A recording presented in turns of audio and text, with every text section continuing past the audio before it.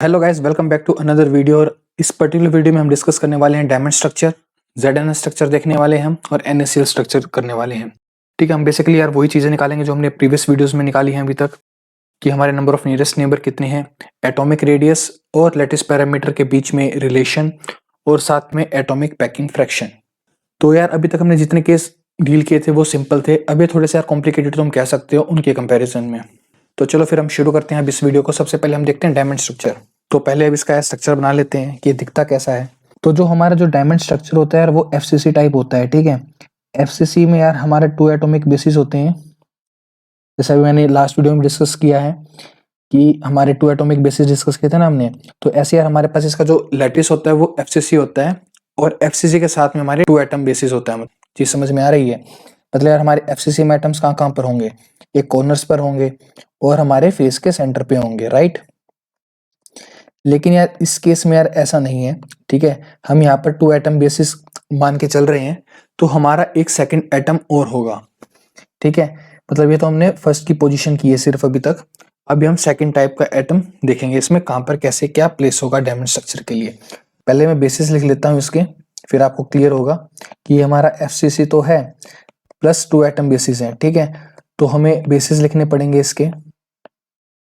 तो बेसिस यार 0 0 0 तो होगा कि जहां पर FCC के लैटिस पॉइंट है वहां पर तो एक एटम है ही, और साथ में हमारा एक होगा डायगोनल पर, लेकिन सिर्फ डायगोनल का 1/4 पार्ट पर। कि समझ में आ रही है? तो ये पोजीशन समझ में आ रही है आप लोगों को कौन सी है? अगर सपोज करो हमारा ये वाला पॉइंट हम कंसिडर कर लें, ठीक है, तो इससे एक डायगोनल निकलेगा, बॉडी डायगोनल। ठीक है, यहां से वो कनेक्ट होगा इस पे, राइट। और इसका जो 1/4 पोर्शन होगा ना, ये वाला, ये होगा हमारा पॉइंट A/4 A/4 A/4। ठीक है, हमारा ये वाला पॉइंट ये होगा, और ओरिजिन हमारा ये वाला मान के चल रहे हैं हम 0 0 0। तो जो हमारा वेक्टर आएगा वो आएगा A/4 A/4 A/4, और हमने यही लिखा है यहाँ पर, राइट। ठीक है, तो चीज समझ में आ गई हमें। ठीक है, तो ये हमारा हो गया डायमंड स्ट्रक्चर का 2 एटम बेसिस। ओके, अभी यार देखो, जैसे मैंने ये वाला ड्रॉ किया है, अभी तो हमने सिर्फ एक एटम के विद रिस्पेक्ट टू में ड्रॉ किया है, बेसिस है ना। ऐसे यार हर जगह पे ऐसे ही होगा। ठीक है, अगर मैं ये वाला पॉइंट लूंगा, ये वाला पॉइंट, तो इसका भी होगा यहाँ पर ऐसे ही। जो ये वाला पॉइंट है ऊपर जो होगा एक पॉइंट, उससे यार बॉडी डायगोनल बना रहा होगा, अगर हम इसको ओरिजिन कंसीडर करके चलेंगे, क्योंकि रिपीटिंग यूनिट्स होते हैं, यूनिट सेल। ठीक है, यहाँ पे तुम्हें अपनी इमेजिनेशन को खोलना पड़ेगा।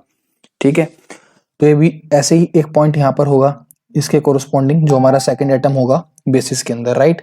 ऐसे ही इस वाले में यार, इस वाले में साइड वाले यूनिट सेल के अंदर पॉइंट जाएगा इसका A/4 A/4 A/4 का। ठीक है, तो यार इस जो मैंने यूनिट सेल ड्रॉ किया है, इसमें ऐसे 4 एटम एग्जिस्ट करेंगे। ठीक है, जो पूरे के पूरे कंप्लीटली बॉडी के अंदर होंगे।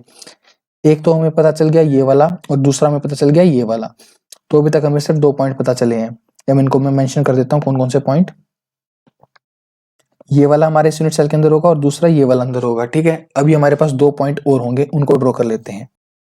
तो अभी देखो यार, ये वाला पॉइंट है हमारा नीचे फेस वाला, ये वाला, इसका भी यार इसी के अंदर होगा। ठीक है, एक A/4 A/4 A/4, राइट। ठीक है, और ऐसे ही यार एक इस वाले का होगा, कौन सा होगा, हाँ, जो फ्रंट वाला फेस है हमारा, इसका जो बैक में होगा ना पॉइंट, ये मैंने जो ड्रॉ कर रखा है, इसके एक बैक में होगा यहाँ पर ये। ठीक है, इसी के अंदर A/4 A/4। तो हमारे 4 जो एटम है ये यहाँ पे होंगे। ठीक है, एक तरीका तो यार ये था इसको ड्रॉ करने का, और जो दूसरा तरीका है इनको ड्रॉ करने का वो है, वो थोड़ा थोड़ा इजी रहेगा तुम्हें समझने में। ये मैंने लेकिन 2 एटम बेसिस के विद रिस्पेक्ट में बताया कि हमारे कैसे हैं। तो हमारे कलेक्टिवली एक ये वाला एक बेसिस है। ठीक है, ऐसे ये वाला एक है हमारा, ये वाला हमारा एक है। ठीक है, और ये वाला हमारा एक है। चीज समझ में आ रही है? ऐसे यार इसके कोरस्पॉन्डिंग एक पॉइंट यहाँ पर लाई करेगा, इसके कोरस्पॉन्डिंग मैंने ये वाला ड्रॉ किया ही था। फिर इस जो ऊपर वाला है इसके कोरस्पॉन्डिंग यहाँ पर होगा, और इसके कोरस्पॉन्डिंग यहाँ पे ऐसे होंगे। चीज समझ में आ रही है? मतलब 2 एटम बेसिस ये ड्रॉ हो जाएंगे, और रिपीटिंग यूनिट सेल बन जाएंगे पूरे के पूरे। ठीक है, इतना क्लियर है? अब मैं इसका सिंपल तरीका बताता हूँ थोड़ा ड्रॉ करने का कि कैसे होगा। ठीक है, तो अब यार दोबारा से एक बार ड्रॉ कर लो, FCC ड्रॉ कर लो एक बार।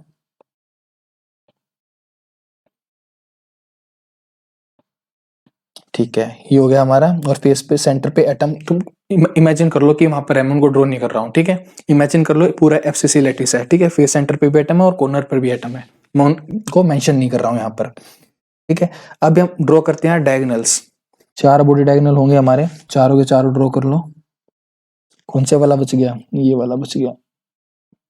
ठीक है, चीज समझ में आ रही है? ये एक ही पॉइंट पे इंटरसेक्ट होंगे यार, थोड़े से साइड में है तो मान लो कि एक ही पॉइंट पे इंटरसेक्ट हैं सारे के सारे। ठीक है, क्योंकि बॉडी का सेंटर तो वही होगा ना जहां से सारे पास आउट होंगे, राइट।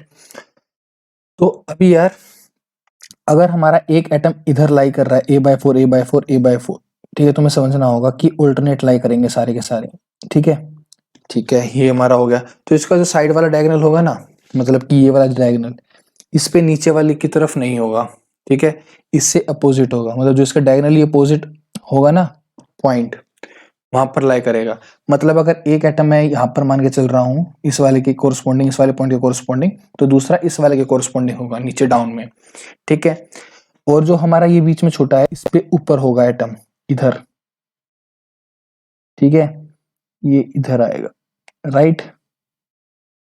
और ऐसे ही अगर मैं इसका किया हूं तो इसका छूटेगा और इसके इधर आएगा। चीज समझ में आ रही है? ठीक है, तो ये होंगे हमारे 4 पॉइंट्स।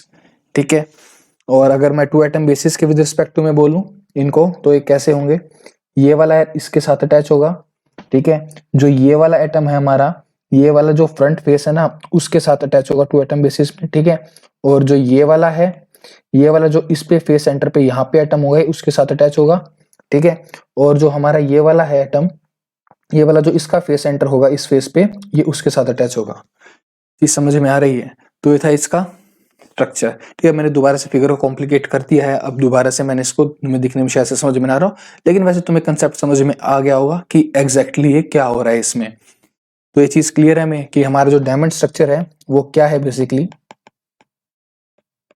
जो डायमंड है वो है FCC प्लस हमारे 2 बेसिस 0 0 0 पे, और साथ में a/4 a/4 a/4। ठीक है, तो ये है हमारा डायमंड स्ट्रक्चर। क्लियर है? ठीक है, अभी हमने स्ट्रक्चर डिस्कस कर लिया है, अब निकालेंगे हम number of nearest neighbour. Okay, तो नंबर ऑफ नियरेस्ट नेबर कैसे निकालते हैं यार? हमें देखना पड़ता है कि कितने नंबर ऑफ एटम्स के सबसे क्लोज हैं। ठीक है, तो सबसे पहले डिस्टेंस निकालना पड़ेगा एटम्स का, कितनी कितनी वो दूर हैं। ठीक है, एक बार फिगर को दोबारा बना लेते हैं यार, ऊपर तो ज्यादा कॉम्प्लिकेटेड है फिगर, है ना। ये हमारा FCC है। ठीक है, तो एक यहाँ पर है बॉडी डायगोनल्स पे यार, एक फिगर तो दोबारा कॉम्प्लिकेटेड इसकी होगी। ठीक है, इसको बचा नहीं सकते यार। ठीक है एक यहाँ पर इसके फेस सेंटर पे होगा, मैं एक ही के अबाउट ड्रॉ कर रहा हूँ। ठीक है, तो यार देखो अब हमारे 3 टाइप के डिस्टेंस बन रहे हैं जो पॉसिबिलिटी हो सकती है, जो स्टार्टिंग में हमें लगे। पहली फेस सेंटर के साथ डिस्टेंस, ठीक है, जो कि ये होगा हमारा कितना होगा? अब डायगोनल का हाफ होगा, फेस डायगोनल का हाफ। फेस डायगोनल कितना होता है? √2a, right. तो डिवाइडेड बाय 2, तो ये हो गया a/√2। ठीक है, बॉडी डायगोनल वाला जो हमारा ये वाला आइटम होगा, ये डिस्टेंस कितना होगा हमारा? बॉडी डायगोनल कितना होता है? √3a, right, divided by 2। Oh sorry, divided by 4। 4 तो उस पे होता है ना, ये हाफ पे थोड़ी होता है इसके, डिवाइडेड बाय 4 आएगा, राइट। तो अभी थर्ड पॉसिबिलिटी कौन सी है? जो यहाँ पर एटम होगा, तो ये तो हो गया A, तो ये तो काफी बड़ा हो गया इन दोनों के कंपैरिजन में, राइट। तो या तो ऊपर वाले में से होगा या नीचे वाले में से होगा। तो यार इसमें स्मॉल पड़ेगा हमारा बॉडी डायगोनल वाला। ठीक है, कैलकुलेट कर लेना, है ना। एक हमारे पास क्योंकि a/√2 है डिस्टेंस, और दूसरा है √3a/4, राइट। ये हमारा समथिंग यार 0.7 होता है, और ये हमारा समथिंग 0.4 होता है। ठीक है, तो ये वाला हमारा स्मॉल है। ठीक है, तो हमारा जो बॉडी डायगोनल पे जो एटम लाई कर रहा है वो सबसे क्लोज है। ओके, क्लियर है। तो अब हमें देखना पड़ेगा यार, अब इतनी कितनी पॉसिबिलिटी है हमारी, है ना, तभी तो हम निकाल पाएंगे ना नंबर ऑफ नियरेस्ट नेबर कितने होंगे। तो अभी हमें यार इस चीज के लिए हम इस चीज को कैसे देखें, इस चीज को यार हमें थोड़ा ध्यान से देखना पड़ेगा कि ये कैसे है। हम देखो इस पोजीशन पर हम फिलहाल, है ना, इस वाली पोजीशन पर, राइट। इस पॉइंट के अबाउट कितने यूनिट सेल पॉसिबल है? 8 यूनिट सेल पॉसिबल है। ठीक है, एक इसके साइड में होगा ऐसे, फिर इसके 2 फ्रंट में, और 4 के 4 ऐसे ही नीचे। समझ में आ गए कि इस पॉइंट के अबाउट हमारे 8 यूनिट सेल होंगे, राइट। अभी यार देखो, एक उस पे ऑल्टरनेट पे होते हैं, मैंने अभी ऊपर बताया स्ट्रक्चर में डिस्कस करते वक्त। हमारे जो बॉडी डायगोनल निकल रहा होगा इस पॉइंट से, अगर 8 यूनिट सेल है तो इस पॉइंट से 8 बॉडी डायगोनल निकल रहे होंगे, राइट। तो उन 8 बॉडी डायगोनल्स में से 4 बॉडी डायगोनल पर ये एटम लाई कर रहा होगा और 4 पर नहीं कर रहा होगा, क्योंकि मैंने कहा था कि ऑल्टरनेट पे लाई करते हैं, ठीक है। तो यहां से मैं कह सकता हूं कि इसके जो नंबर ऑफ एटम होंगे नियरेस्ट वो 4 होंगे, तो इसका जो कोऑर्डिनेशन नंबर है वो 4 हो जाएगा डायमंड में। करेक्ट, चीज समझ में आ रही है? बहुत अच्छे। हो सकता है तुम्हें थोड़ा सा कॉम्प्लिकेटेड लगे यार ये, क्योंकि इसका जो स्ट्रक्चर है वो कॉम्प्लिकेटेड है, थोड़ा सा विजुअलाइज तुम्हें करना पड़ेगा, है ना, तभी तुम्हारे माइंड में क्लियर होगा। तो मैंने इसमें यार क्या एक्सप्लेनेशन दी है कि हम ये वाला आइटम कंसिडर कर रहे हैं, कॉर्नर वाला, ये वाला जो मैं दोबारा से डार्क कर रहा हूँ जिस एरो को, ठीक है। तो ये वाला है हमारे पास। अब इसके अबाउट 8 यूनिट सेल एग्जिस्ट करेंगे, ठीक है। तुम सोचो कैसे, एक साइड में लाई करेगा, फिर 2 ऐसे फ्रंट में लाई करेंगे इसके, ठीक है, मतलब हम देख रहे हैं तो इसके फ्रंट में 2 लाई करेंगे और फिर ऐसे ही 4 ब्लॉक नीचे लाई करेंगे, ठीक है। तो 8 यूनिट सेल लाई करेंगे। अब हर एक यूनिट सेल में एक एक डायगोनल जाएगा इस पॉइंट पे, इस पॉइंट से बॉडी डायगोनल, ठीक है। तो अब बॉडी डायगोनल यार हर 8 बॉडी डायगोनल जा रहे हैं और मैंने कहा था कि ऑल्टरनेट पे लाई करते हैं, तो एक पे होगा, एक पे नहीं होगा, फिर एक पे होगा, फिर नहीं होगा, तो ऐसे यार 8 में से 4 पर लाई होगा, तो इसका कोऑर्डिनेशन नंबर जो है वो 4 आ जाएगा, ठीक है। ये हो गया। अभी इसके बाद निकालते हैं यार एटॉमिक रेडियस और लैटिस पैरामीटर के बीच में रिलेशन, ठीक है, सेकंड चीज है हमारी। तो अभी इनके बीच में रिलेशन निकालने के लिए हमें बॉडी डायगोनल कंसीडर करना होगा, ठीक है। ये हमारा बॉडी डायगोनल है मान लो, और हमारे एंड्स पर एक एक एटम होगा, ठीक है, क्योंकि ये कॉर्नर एटम होंगे हमारे, ठीक है। जो हमारा डायमंड स्ट्रक्चर है उसके जो कॉर्नर एटम्स हैं वो बॉडी डायगोनल के एंड पे लाई कर रहे होंगे, ठीक है। फिर यार हमें इसको 4 पार्ट्स में डिवाइड करना है, राइट। अभी एक बॉडी डायगोनल के ऊपर सिर्फ एक एटम लाई करेगा, ठीक है। तो इधर है एक a/4 पर, जो a/4 ये पोजीशन है, ये a/2 पोजीशन है, और ये फिर 3a/4 पोजीशन है। तो या तो यार a/4 पर लाई कर रहा होगा या फिर 3a/4 पे लाई कर रहा होगा, करेक्ट, बहुत सही। तो अगर मैं यार इस सिस्टम को, अगर एटम हमारे एक ही टाइप के हैं सारे पूरे सिस्टम के अंदर, तो क्या मैं ये कह सकता हूँ कि इनका रेडियस ऐसे होगा, अगर हर एक पॉइंट पे एटम लाई कर रहा है तो, ठीक है। सपोज करो यार मतलब सारे रेडियस सेम है और ये आपस में टच कर रहे हैं, ऐसे मतलब ऐसे टच कर रहे हैं। ये मैं दोबारा से फिगर बना देता हूँ, ठीक है, ये वाला सीन, ओके। ये वाली फिगर मैंने बनाई, तुम्हें शो नहीं हुई पहले, मैं थोड़ा सा नीचे बना रहा था, ठीक है। तो मैंने ये वाली फिगर बनाई, मतलब ये वाला स्ट्रक्चर जो ऊपर मैंने बनाया है वो ऐसे नीचे दिख रहा है, ये हमारा बॉडी डायगोनल है, एक ही बॉडी डायगोनल की बात कर रहा हूँ मैं, ठीक है। ये एटम टच होंगे आपस में, ओके। तो क्या मैं यहाँ से कह सकता हूँ ये वाला जो डिस्टेंस हमारा कितना होगा, √3 है, क्योंकि हमारे बॉडी डायगोनल है, राइट।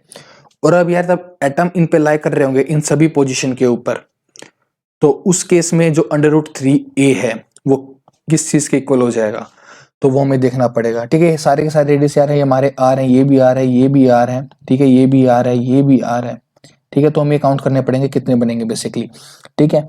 तो आर यहाँ पे हो गया, फिर ये 2r, 3r, 5r, 7r और 8r, तो हमारा जो √3 है वो 8r के इक्वल हो जाएगा, ठीक है। तो यहां से हमारे पास जो a है वो आ जाएगा 8r/√3, ठीक है। तो ये हमारा रिलेशन हो गया फॉर डायमंड, ठीक है। डायमंड स्ट्रक्चर के लिए हमने रिलेशन निकाल लिया है, a = 8r/√3। अब इस चीज के बाद हमें क्या निकालना है, इफेक्टिव नंबर, कि इफेक्टिव नंबर कितने हैं, करेक्ट। तो इफेक्टिव नंबर निकालने के लिए क्या करना पड़ेगा, हमें सबका कंट्रीब्यूशन देखना पड़ेगा। इफेक्टिव नंबर ऑफ एटम्स की बात हो रही है यहाँ पर, ठीक है। देखना पड़ेगा कि कितना कंट्रीब्यूट कर रहे हैं हर एक एटम, करेक्ट। तो सबसे पहले यार FCC है हमारा, ठीक है। तो FCC में क्या होता है, कॉर्नर्स पर एटम प्लेस होते हैं, 8 कॉर्नर एटम्स होते हैं और हर एक का 1/8 कंट्रीब्यूशन होता है, करेक्ट। उसके बाद हमारे फेस पे होते हैं, तो 6 हमारे टोटल नंबर ऑफ फेसेस होते हैं, तो नंबर ऑफ एटम 6 हो गए और एक का कंट्रीब्यूशन होता है हाफ, राइट। तो ये हो गया हमारा FCC की वजह से कंट्रीब्यूशन। अब जो हमारे बॉडी डायगोनल्स पर एटम एग्जिस्ट कर रहे हैं वो 4 एग्जिस्ट कर रहे हैं, और वो चारों के चारों एटम पूरे के पूरे यूनिट सेल के अंदर है, तो उनका कंट्रीब्यूशन कंप्लीट रहेगा, ठीक है। तो बस हमें ये कैलकुलेट करना और हमारे इफेक्टिव नंबर ऑफ एटम्स आ जाएंगे।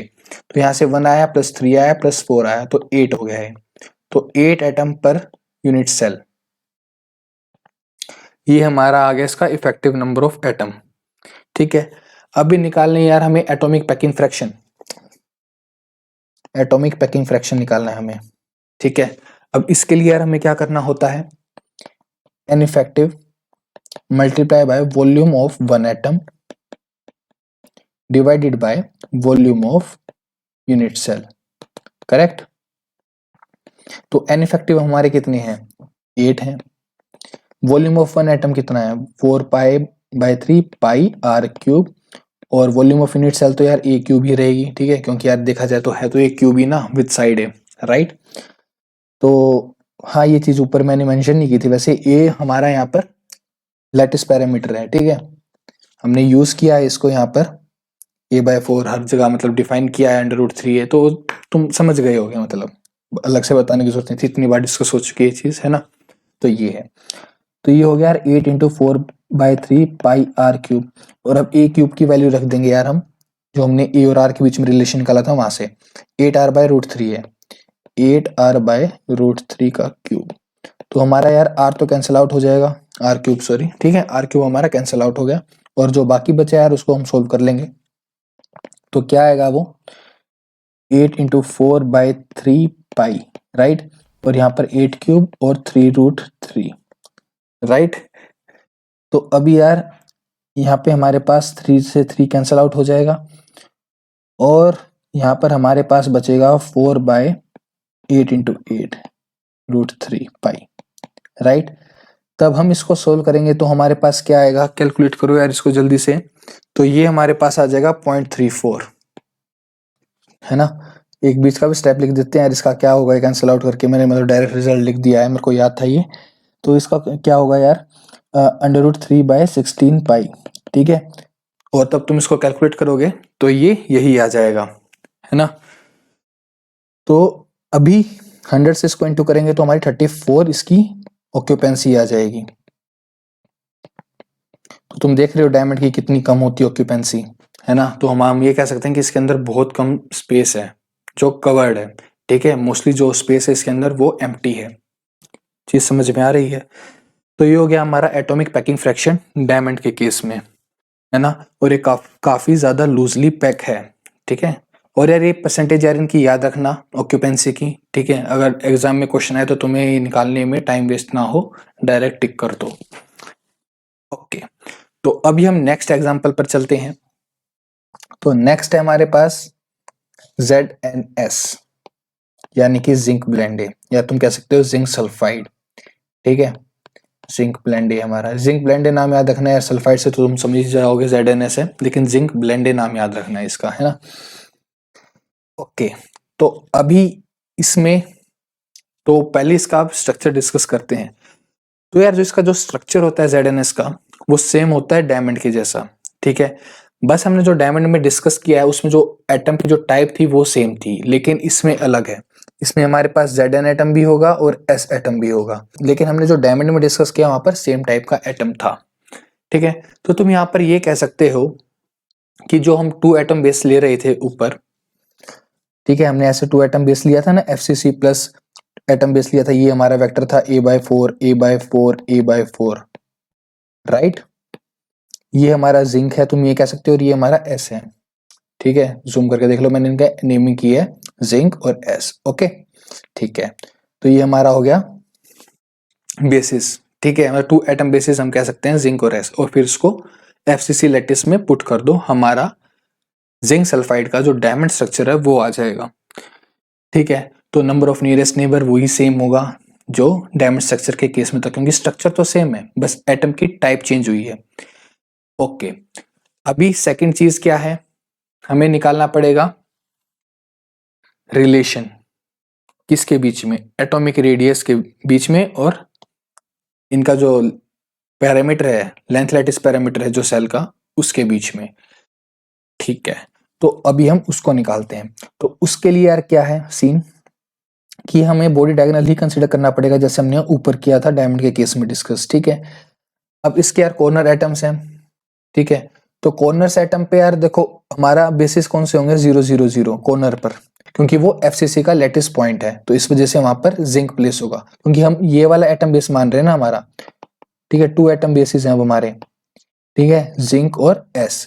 तो जो हमारे कॉर्नर से होगा वो जिंक होगा, फेस सेंटर पे जो होगा वो भी जिंक होगा, ठीक है। अब सल्फाइड की बात करते हैं, सल्फाइड हमारा कहां पर होगा, सल्फाइड होगा हमारा डायगोनल्स पर, क्योंकि हमारे जो चारों वे आए थे सेकंड एटम मतलब A/4 वाला जो भी था वो सारे के सारे हमारे डायगोनल पर लाई कर रहे थे, करेक्ट। तो जो हमारा जिंक है वो कॉर्नर्स पे और फेस सेंटर पे लाई करेगा, और जो हमारा सल्फाइड है वो हमारा डायगोनल पे लाई करेगा। चीज समझ में आई। तो जो हमारा ये वाला एटम होगा ये होगा हमारा जिंक, ये वाला एटम होगा ये भी होगा हमारा जिंक, ठीक है। अभी हमारे पास एक सल्फाइड है इधर, ठीक है, A/4 पर, ये हमारा A/2 डिस्टेंस है, मान लो ये A/4 हमारा, ठीक है। यहाँ पर हमारा जिंक की, यहाँ पर हमारी A/4 पर सल्फाइड की पॉसिबिलिटी है। अब पॉसिबिलिटी क्या मतलब, यहीं पे सल्फाइड है हमारा, अगर हमारा कॉर्नर पर जिंक है तो, ठीक है। तो ये हमारे 2 एटम बेसिस हो गए। चीज समझ में आ गई, बहुत सही। तो अभी इसको तुम कैसे डील करोगे इस सिचुएशन को, तो इस सिचुएशन को यार हम ऐसे डील करेंगे। तो अभी हमें यहाँ पर एक ये चीज देखनी पड़ेगी कि हमारा जिंक जो हमारा सल्फाइड वाला था वो यहाँ पर भी हो सकता था, राइट, करेक्ट। अब जिंक और सल्फर का हमारा जो रेडियस है वो दोनों का अलग होगा, क्योंकि अलग अलग टाइप के एटम है, ठीक है। तो रेडियस भी इन दोनों का अलग अलग होगा, करेक्ट, बहुत सही। तो अब जो बीच में जो हमारा स्पेस बचा है, ये स्पेस जो होगा हमारा वो जिंक का जितना रेडियस होगा ना उसी के हिसाब से बचेगा हमारा, ठीक है। क्योंकि आप देखो ये ऑल्टरनेटली लाई करने चाहिए हमारे, करेक्ट। तो जो हमारे बीच में जो बचेगा ना वो जिंक के कोरस्पॉन्डिंग जो रेडियस होगा ना वही वाला स्पेस बचेगा हमारा A/2 पे, ठीक है। यहाँ पर ये एटम लाई नहीं कर रहा होगा इस पोजीशन पर, एटम हमारा लाई नहीं कर रहा है A/2 पे, हमेशा ये एम्प्टी है, ये चीज समझनी जरूरी है। ये जो स्पेस है ये हमारा हमेशा एम्प्टी है डायमंड के केस में, लेकिन हम यहाँ पर एज्यूम कर रहे हैं कि जो हमारा जो यहाँ पर बन सकता है वो हमारा जिंक का रेडियस होगा। ऐसे यार ऊपर ही मैंने ड्रॉ किया था, वहां पर ये चीज वैसे मैंने अलग से मेंशन नहीं की थी, लेकिन जो हमारा यहाँ पर ये A/2 वाला है ये पोजीशन हमारी एम्प्टी है, यहाँ पर कोई एटम नहीं है, ठीक है। लेकिन मैंने इसको पूरे डायगोनल को कवर करने के लिए ये बनाया था, ठीक है, क्योंकि यार मतलब जो हमारा यहाँ स्पेस बचेगा वहां पर भी एक एटम लाइक कर सकता है, लेकिन वहां पर होगा नहीं। चीज समझ में आ रही है, ठीक है। तो अभी हमने इससे क्या समझा, अभी ऊपर ही मैंने क्या कहा था, वहां पे जो ऊपर वाला केस था उसमें यहाँ से क्या आया था 8r = 3a आया था, √3a, करेक्ट। तो यहाँ से अब क्या आएगा वो देखते हैं। तो यार अगर तुम यहाँ पर ध्यान से देखोगे तो हमारे जो 4r जिंक बनेंगे, r जिंक क्या है, हमारा जिंक का रेडियस है जिंक एटम का, ऐसे ही हमारा r सल्फर बनेगा, ठीक है, सल्फाइड के लिए सल्फर का, ठीक है, ओके। तो ये जो होगा हमारा वो √3a होगा, ठीक है। देखो 2s का रेडियस यहाँ से आया और 2 ये आया, ठीक है, मतलब कि 2rs ये है, 2rs ये है, ठीक है। तो 4rs तो यहाँ से आया, और ऐसे यार जिंक के केस के लिए एक r यहाँ से आया, 2r यहाँ से आया और एक r यहाँ से आया, तो 4r यहाँ से हो गया जिंक के लिए। चीज समझ में आ रही है, ठीक है। तो इतना अब हमें क्लियर है, ओके। तो यार देखो अब इसमें और डायमंड स्ट्रक्चर में यही डिफरेंस है, क्योंकि अलग अलग टाइप के एटम है, ठीक है। अगर सपोज करो दोनों के आर सेम होते जिंक और सल्फाइड के, तो फिर से यार डायमंड वाला केस बन जाता, ऊपर जो हमने सिंपल डिस्कस किया कि एक ही टाइप के एटम है, लेकिन यहाँ पर दो अलग अलग टाइप के एटम है, तो इसलिए ऐसी इक्वेशन आ रही है हमारी, ठीक है। तो अब यार इसमें यहाँ से हम ए की वैल्यू निकालेंगे सिंपली, जैसे अभी तक हम करते आए हैं, ओके, क्लियर है, ठीक है। सिंपली हमने ये लिख दिया, तो ये हमारे पास ए और आर के बीच में रिलेशन आ गया जो हमें चाहिए था। अभी इसके बाद हमें क्या करना पड़ता है, एन इफेक्टिव तो यार देखो सेम रहेंगे, एन इफेक्टिव तो उतने की उतनी रहेंगे नंबर ऑफ एटम्स जो पिछले केस में थे, क्योंकि एटम्स की यार नंबर तो वही है ना, टाइप चेंज हुई है, अलग अलग टाइप के एटम आ गए हैं, लेकिन नंबर ऑफ एटम्स हैं वो सेम है, तो वो 8 ही रहेंगे, ठीक है। अभी हम आते हैं एटॉमिक पैकिंग फ्रैक्शन पर। तो एटॉमिक पैकिंग फ्रैक्शन के लिए यार फॉर्मूला लिख लेते हैं एक बार जल्दी से दोबारा से, n effective into volume of one atom divided by volume of unit cell, ठीक है। तो अभी वैल्यूज पुट करते हैं, एन इफेक्टिव हमारा 8 है, वॉल्यूम ऑफ एटम क्या होगा 4/3 पाई आर क्यूब। तो अब यहाँ पर गलती है यार, ठीक है, उस चीज को समझो, जानबूझ के मैंने ऐसा किया है ताकि तुम आगे कभी कंफ्यूज ना हो। अभी यार ऐसा हम तब लिख सकते थे तब हमारे पास सेम टाइप के एटम होते, लेकिन हमारे पास सेम टाइप के एटम नहीं है, राइट। एन इफेक्टिव जो हमारा वो 8 है, उसमें कोई गलती नहीं कि नंबर ऑफ 8 टोटल एटम वो है 8 है इसके अंदर, ठीक है। लेकिन हमारे पास दो अलग अलग टाइप के एटम है, उनका अलग अलग रेडियस है, ठीक है। तो हमें एन इफेक्टिव ऑफ जिंक लिखना पड़ेगा जो कि है 4, और एन इफेक्टिव सल्फर लिखना पड़ेगा जो कि है 4। चीज समझ में आ रही है? क्योंकि देखो 4 हमारे बॉडी के अंदर लाई कर रहे हैं डायगोनल्स पर, ठीक है, वो हमारे सल्फर हैं, तो वो 4 तो वहां से डायरेक्ट आ गए। और जो हमारा जिंक है वो एफसीसी लैटिस पॉइंट्स पर है, तो वहां से 4 कंट्रीब्यूशन आएगा, राइट। तो हमारे पास ये हो गए, तो हमें दोनों को अलग अलग लेना है एन इफेक्टिव, तो ये वाली चीज तो हमारी गलत है, ठीक है। अभी लिखते हैं सही वाली चीज। तो एन इफेक्टिव यार पहले जिंक का लिखो, फिर जिंक के एटम्स की वॉल्यूम लिखो ऐसे, ठीक है। फिर एन इफेक्टिव ऑफ सल्फर लिखो, और फिर सल्फर के एटम्स की वॉल्यूम लिखो, ठीक है। समझ में आया? ये है यार करेक्ट तरीका, ठीक है। हो सकता है नंबर ऑफ एटम्स, अगर तुम ऐसा भी केस तुम डिस्कस करो कि जिसमें नंबर ऑफ एटम्स दोनों के अलग अलग हैं, जिंक और सल्फर के, इस केस में तो सेम है लेकिन हो सकता है अलग अलग हो, कोई केस आ जाए ऐसा, ठीक है। तो ये ऐसे लिखा जाता है। तो अभी नीचे लिखनी है यूनिट सेल की वॉल्यूम, वो हमारी ए क्यूब ही है, ठीक है। अब ऊपर में यार कॉमन ले लो एक बार, जो हमारी टर्म्स हैं कॉमन ले लो, उनको थोड़ा सिंप्लीफाई कर लो, ऐसा अच्छा नहीं लग रहा है। ओके, अभी ए और आर में हमारा ऊपर रिलेशन है, ठीक है। आर में जो हमारा रिलेशन है वो भी यार दोनों के लिए अलग अलग आया था, ये वाला रिलेशन, ठीक है। तो अब इसको हम नीचे पुट करेंगे, तो क्या है ये 4/√3 r zinc plus are sulphur, और इसका क्यूब है, राइट। तो अब इसको जस्ट हम सिंप्लीफाई करेंगे, तो सिंप्लीफाई करने के बाद हमारा क्या आएगा, 3√3 ऊपर आएगा और नीचे यहाँ पर हमारा 4 आ जाएगा, और r of zinc cube plus are sulphur cube divided by are zinc plus are s की पावर क्यूब, ये आ जाएगा, राइट। तो यही है हमारा। कुछ गलती हुई है क्या? एक तो हमने पाई मिस किया है, और कोई गलती है क्या इसमें? देखो ऊपर क्वांटिटीज कहीं पर कुछ गलत तो नहीं हुआ है?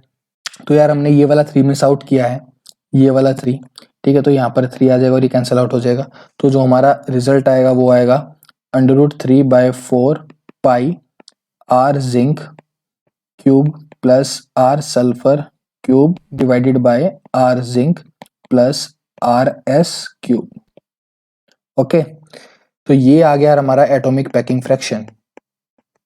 थोड़ा सा कॉम्प्लिकेटेड था लेकिन इतना भी नहीं था, ठीक है। हल्का सा तुम्हें ध्यान देना है कि जो हमारे एटम्स हैं वो अलग टाइप के हैं, यही डिफरेंस है डायमंड में और इसमें, ठीक है। इससे अलग कोई भी डिफरेंस नहीं है, उसी की वजह से हमारी सारी कैलकुलेशन चेंज हुई है, ठीक है। तो अभी चलते हैं हम आगे, जो कि है हमारा NaCl नेक्स्ट पार्ट। अभी हम NaCl के ऊपर डिस्कशन करेंगे। NaCl सोडियम क्लोराइड मतलब कि,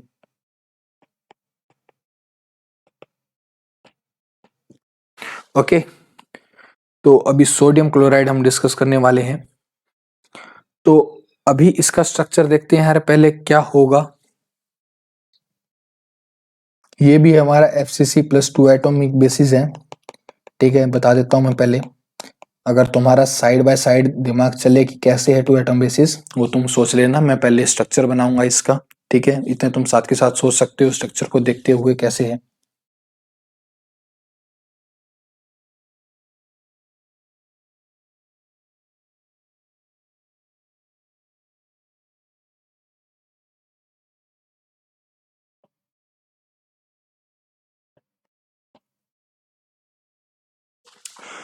तो एक हमने ये बना लिया, ठीक है।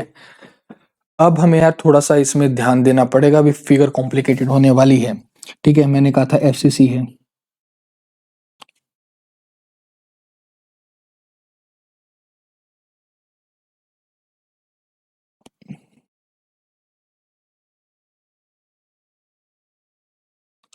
किसी को समझ में आ रहा है ये 2 एटम बेसिस समझ में आ रहे हैं किसी को, कैसे आएंगे इसमें? थोड़ा सा दिमाग लगाओ यार कैसे आएंगे, अगर तुम सोच पा रहे हो तो बहुत अच्छी बात है ये, ठीक है। नहीं तो मैं बताऊंगा ही अभी कैसे आएंगे, थोड़ा सा दिमाग लगाओ, मैं इतने बना रहा हूँ इसको। थोड़ा बहुत तो तुम्हें क्लियरिटी आ गई होगी जिस हिसाब से मैं बना रहा हूँ, थोड़ी सी चीजें शायद से क्लियर होगी हो माइंड में कि यहाँ पर क्या हो रहा है। ओके, आई गेस कंप्लीट हो गया है ये, कुछ मिसिंग नहीं है इसमें आई गेस। अगर मिसिंग हुआ तो मैं बीच में बना, एक तो ये मिसिंग है तो ऐसे ये पीछे वाला भी मिसिंग होगा, ये रहा। ओके, तो ये बन गया है, शायद से बीच में कुछ आएगा तो मैं बताऊंगा, ठीक है। तो अभी ये भी मिसिंग है एक लाइन, ये वाली। ओके ठीक है, तो ये बन गया हमारा एफसीसी। तो ये बन गया हमारा NaCl का स्ट्रक्चर। थोड़ा सा कॉम्प्लिकेटेड लग रहा है, थोड़ा सा सिंप्लीफाई करते हैं, मतलब इस चीज को अभी हम इसके ऊपर तब एटम्स बनेंगे शायद से क्लियरिटी आए कि जो मैंने ऊपर कहा FCC+2 एटम बेसिस कैसे है।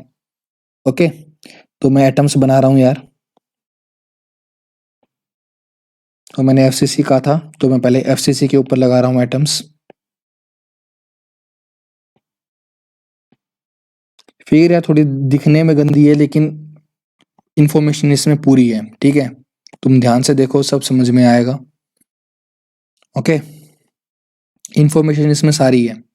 तो इसमें यार सारे के सारे हमें FCC के जो पॉइंट्स होते हैं लेटिस के वो कवर करने थे और कुछ नहीं करना था। आई गेस मैं सभी पॉइंट्स को कवर कर चुका हूँ, ठीक है। अभी जो बाकी के पॉइंट्स बचे हैं यार हमारे पास, उस पे हमें दूसरे टाइप के एटम लगाने होंगे। तो अभी तुम्हें यहाँ पर सोचना है ये 2 एटम बेसिस हम कैसे डिफाइन कर सकते हैं। सोचो, अगर दिमाग में आ रहा है तो बताओ। ये वाला एटम गलत ड्रॉ किया है मैंने, यहाँ पर ये इस कलर का आएगा। ओके, आई गेस कंप्लीट हो गया है अभी ये, राइट, सारे पॉइंट्स कवर हो गए हैं हमारे।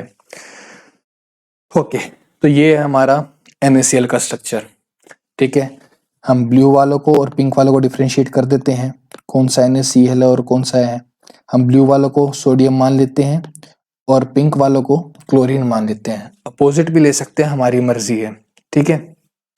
ओके, अभी यार वैसे एक लाइन में मिस आउट कर रहा हूँ, इससे मेरे को बीच में ज्यादा गैप लग रहा है। हाँ, बीच में एक लाइन मिसिंग है यार, बल्कि 2 लाइन मिसिंग है बीच में, एक ये वाली आएगी और एक ये वाली आएगी।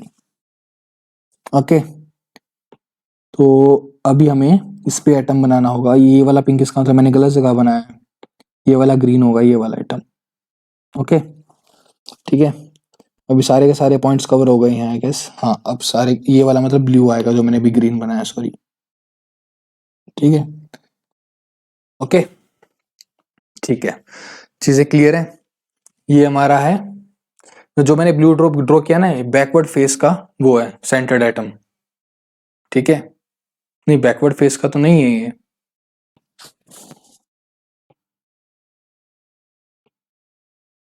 तो ये है हमारा NaCl का स्ट्रक्चर।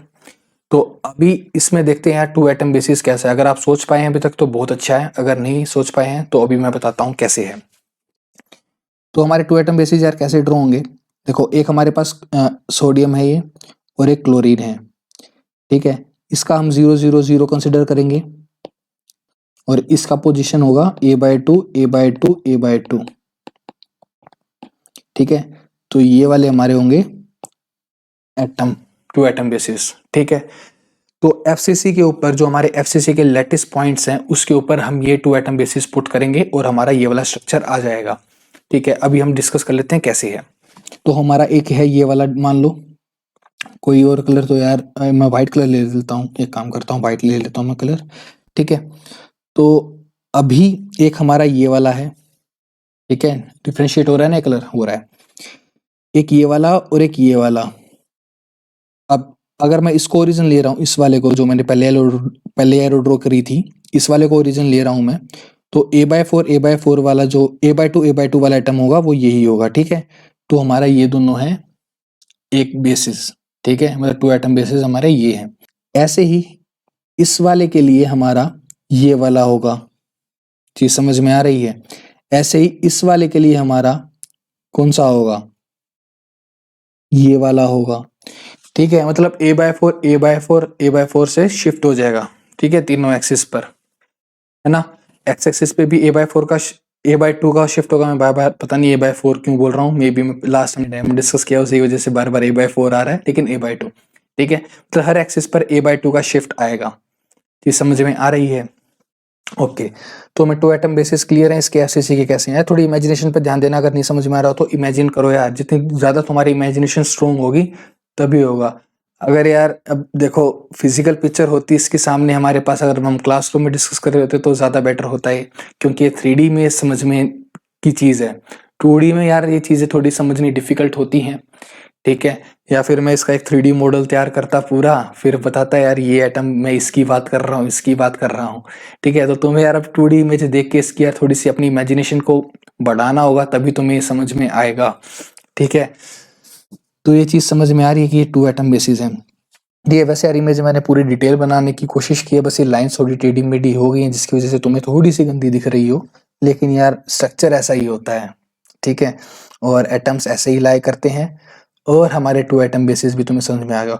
इसको सबसे सिंपली समझने के लिए ना एक एफसीसी लैटिस समझ लो, कि हमारे पास एक एफसीसी लैटिस है, इस पे हमारे कॉर्नर्स पर एटम प्लेस हो सकते हैं और फेस के सेंटर पर एटम प्लेस हो सकते हैं, और हमारे पास डायटोमिक बेसिस हैं जो मैंने ये वाले ड्रॉ किए, ये वाले, ठीक है। मतलब ये दोनों जो मैंने लिखे हैं 0 0 0 और a/2 a/2 a/2, और जो हमारे एफसीसी पे जो पॉइंट्स हैं उसके ऊपर प्लेस करते जाओ उनके ऊपर, और हमारा NaCl का स्ट्रक्चर तैयार हो जाएगा।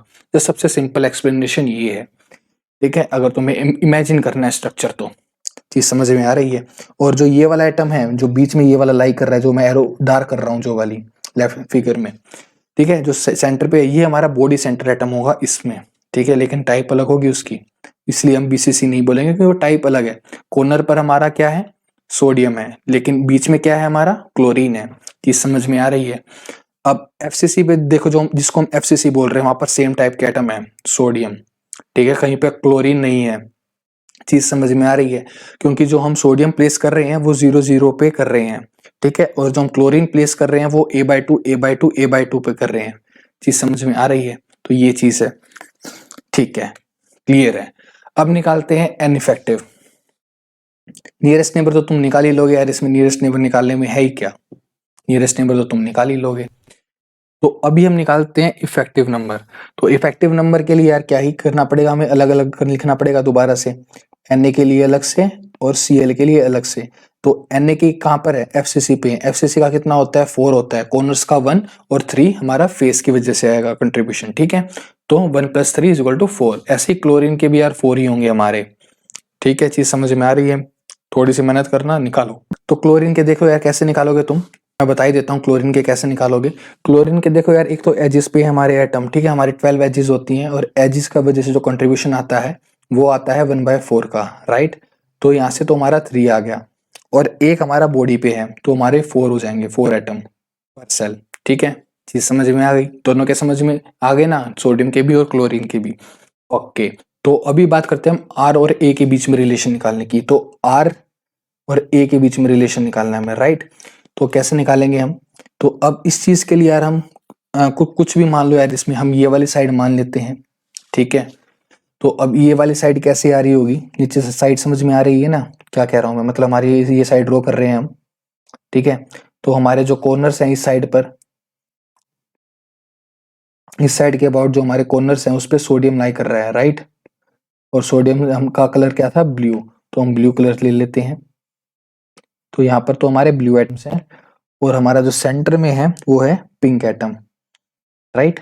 तब हम इसको यार एटम्स को टच कराएंगे, मतलब कि तब हमारा एक पिंक ऐसे होगा बीच में क्लोरीन, और सोडियम हमारा ऐसे होगा साइड में, ठीक है, ऐसे होगा, क्योंकि क्लोरीन का जो रेडियस होता है वो सोडियम से ज्यादा होता है, ठीक है, वो हमें कंसिडरेशन लेना पड़ेगा।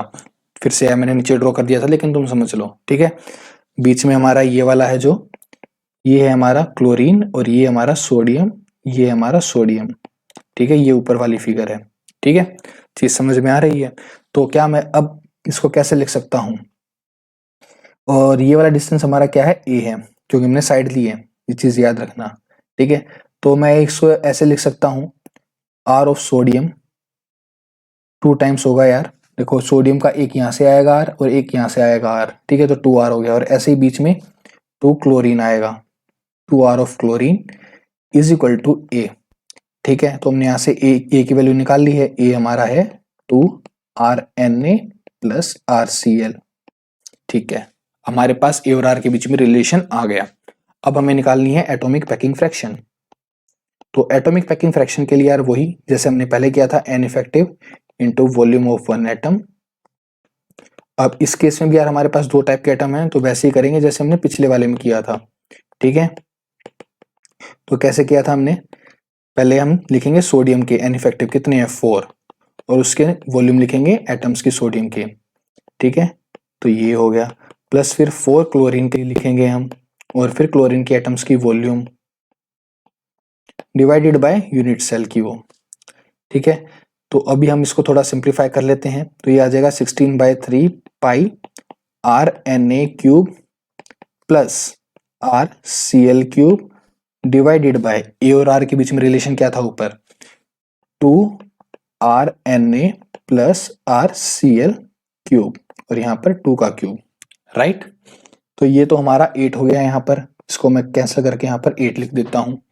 ठीक है, तो अभी यहां से आ गया हमारा 2π/3 RNA³ plus RCl³ divided bye RNA plus RCl³। Correct, तो ये आ गया हमारा required relation atomic packing fraction की वैल्यू मतलब की। ठीक है, और ZnS, ओ सॉरी ये तो हम उसकी बात कर रहे थे ना NaCl की, ZnS तो हमने लास्ट डिस्कस किया है, ये हम NaCl की बात कर रहे थे। ठीक है, ओके, तो ये हमने निकाल लिया है NaCl के लिए एटॉमिक पैकिंग फ्रैक्शन। तो फिर यार इस वीडियो में हमने क्या क्या डिस्कस किया यार, पहले हमने डिस्कस किया डायमंड स्ट्रक्चर, उसके बाद हमने ZnS किया, उसके बाद हमने NaCl किया, और इन्हीं सभी का हमने नंबर ऑफ नियरेस्ट नेबर निकाले हैं, रिलेशन निकालना है R और A के बीच में, हमने निकाले हैं effective number of atoms in a unit cell, और हमने निकाला है एटॉमिक पैकिंग फ्रैक्शन। उसके बाद हमने ZnS का और NaCl का निकाला है। ठीक है, लेकिन हमने इसकी वैल्यू को कैलकुलेट नहीं किया है क्योंकि इसके अंदर हमें रेडियस पुट करना पड़ेगा। ठीक है, Na का और Cl का, तो जो भी इससे न्यूमेरिकल आएगा उसमें टाइप ऑफ एटम होगा, उसका रेडियस दे रखा होगा। ठीक है, और मे बी ये भी मेंशन कर रखा होगा किस टाइप का स्ट्रक्चर वो फॉर्म कर रहा है। ठीक है, सपोज करो कोई और दूसरा एग्जांपल आ जाए लेकिन उसमें ये लिख देगा कि NaCl टाइप लैटिस है इसका, ठीक है, या फिर ZnS टाइप लैटिस है इसका। चीज समझ में आ रही है, मतलब थोड़ा सा अगर अननोन तुम्हें दे देगा कोई भी मॉलिक्यूल और उसका निकालने के लिए बोलेगा तुम एटॉमिक पैकिंग फ्रैक्शन, तो वहां पर मेंशन होगा NaCl टाइप है या फिर ZnS टाइप है, और फिर तुम उससे इजीली निकाल लोगे। ठीक है, अगर तुम्हें ये फॉर्मूलाज याद हैं तो अच्छा है, अगर नहीं है तो निकालने में भी ज्यादा टाइम नहीं लगता है अगर तुम थोड़ा लॉजिकली वे में जाओगे तो। ठीक है, तो इस वीडियो के लिए सिर्फ इतना ही, और नेक्स्ट वीडियो में यार हम ग्राफीन का स्ट्रक्चर डिस्कस करेंगे, और फिर जितना अभी तक हमने कवर किया है इसके न्यूमेरिकल्स डिस्कस करेंगे कुछ, और फिर हम और आगे जाएंगे सिलेबस की तरफ। तो ठीक है, फिर अगर वीडियो पसंद आई है तो यार वीडियो को लाइक जरूर कर देना, चैनल को सब्सक्राइब कर लेना, और हम मिलते हैं अपनी नेक्स्ट वीडियो में।